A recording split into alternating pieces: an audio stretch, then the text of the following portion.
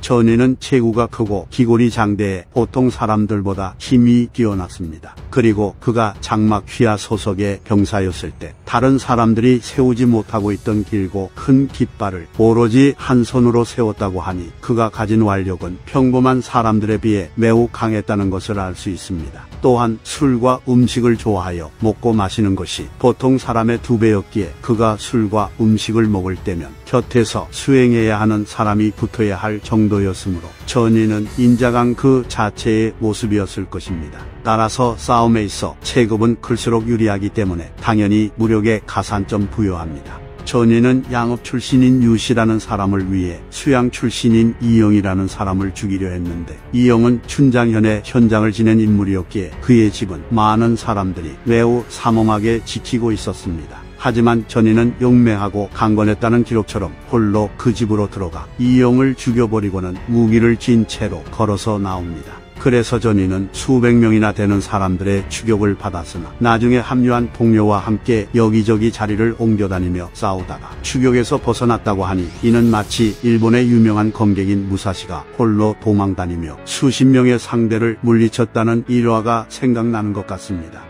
이후 전이는 하우던 휘하 소속의 병사가 되어 여러 차례 적의 목을 베는 공을 세워 사마로 승진했으며 조조가 여포군에게 포위되었을 때는 정예병을 이끄는 선봉장이 되어 적들과 맞섰는데 그의 공격을 막으려 했던 자들은 모두가 고꾸라졌다고 하니 이처럼 전이는 실전에서도 맹활약을 떨쳤기에 무력에 가산점 부여합니다. 전이는 삼국지에서 독보적으로 무기와 관련된 기록이 가장 많은 인물인데 그는 이영을 죽일 때는 비수를 이용했고 이영의 부하들이 쫓아왔을 때는 도와 극을 이용했습니다. 그리고 여포군의 포위를 돌파할 때는 긴 창과 투창용 창을 사용했고 그는 평소에 크기가 큰 쌍극이나 장도 등을 가지고 다니는 것을 좋아했기에 군중에서는 장막 아래의 장사 중에 전군이라는 자가 있는데 합쳐서 모두 무게가 80근이나 되는 쌍극을 들고 있다 라고 말했습니다. 또한 조조가 항복한 장수를 위해 연회를 열었을 때는 큰 도끼를 쥐고 조조의 뒤에 서서 장수와 그의 부하들을 노려보았습니다. 이와 같이 전이는 웨폰 마스터처럼 여러 무기를 사용하는 모습을 보여주므로 마찬가지로 무력에 가산점 부여합니다. 참고로 한나라 때 한 근의 무게가 233g이라고 하니 기록이 사실이라면 전이는 양손에 약 9.3kg이나 되는 극을 하나씩 쥐고 휘두른 것이 되므로 악력과 근력이 엄청났다고 볼 수 있겠습니다. 사실 앞서 언급된 기록만으로도 전이의 무력은 당연히 90이 넘어야 하지만 그가 보여준 피날레 때문에 그의 무력은 더 높은 점수를 받아야 합니다.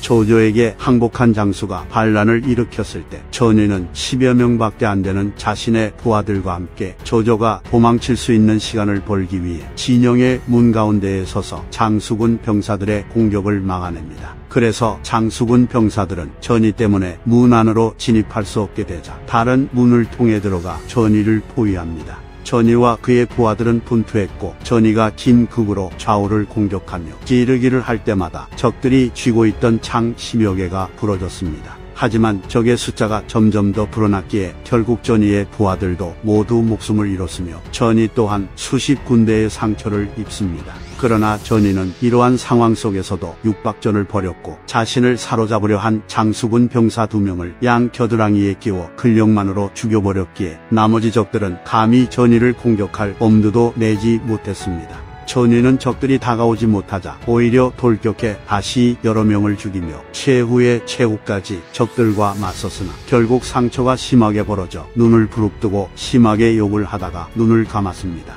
이와 같은 전이의 계력에 적들은 전이가 죽었음에도 감히 다가가지 못했으며 나중에서야 전이의 목을 취했습니다. 개인적으로 봤을 때 전이와 1대1로 싸워서 이길 수 있는 사람이 있을까 하는 생각이 들 정도로 전이는 압도적인 무력을 보여줬기에 모든 기록을 종합하여 무력을 99점 드리겠습니다.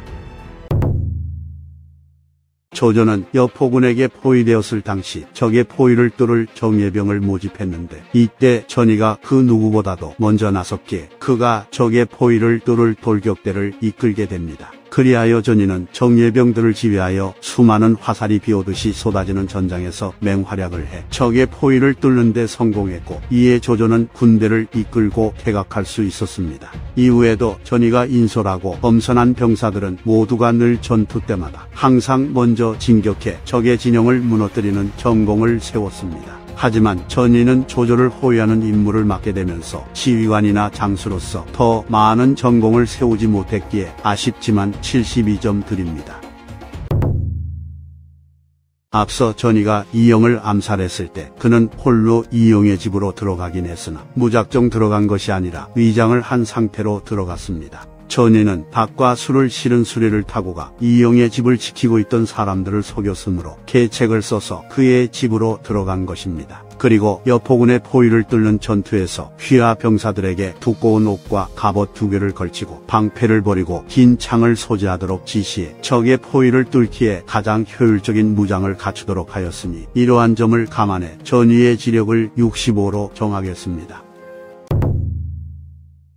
전이는 지조와 절개가 있었고 의협심이 강했습니다. 그래서 유시를 위해 자신의 목숨을 걸고 이영을 암살했고, 이로 인해 호걸로 알려져 명성이 높아졌으니 매력에 가산점을 주겠습니다. 전이는 신중하고 점잖았으며 그의 충성심은 지극할 정도로 높았기에 항상 낮부터 저녁까지 자리에 서서 조조를 수행했고, 밤에도 조조의 천막 곁에서 잠을 자며 집으로 돌아가 자는 날이 드물 정도로 조조의 호위에 진심이었습니다. 그리고 장수가 반란을 일으켰을 때 전이는 자신의 목숨을 바쳐 조조를 지키려 했으므로 그의 매력에 가산점 부여합니다. 이후 도망치는데 성공한 조조는 전이가 죽었다는 소식을 들은 뒤 눈물을 흘렸고, 장수에게 기습을 당해 정신이 없는 와중에도 몰래 사람을 보내 전이의 시신을 수습하려 했습니다. 또한 조조는 직접 전이의 장례에 임하여 곡까지 했고, 그를 양읍에 장사 지냈으며, 훗날 조조가 탄 수레가 양읍을 지나게 되면 항상 중례로 전이의 제사를 지냈습니다. 조조는 전이를 그리워했기에 그의 아들인 전만에게 관직을 주어 늘 곁에 두었다고 하니, 이처럼 전이는 죽어서도 자신이 섬긴 군주에게 후대를 받았으므로 매력에 가산점 부여합니다.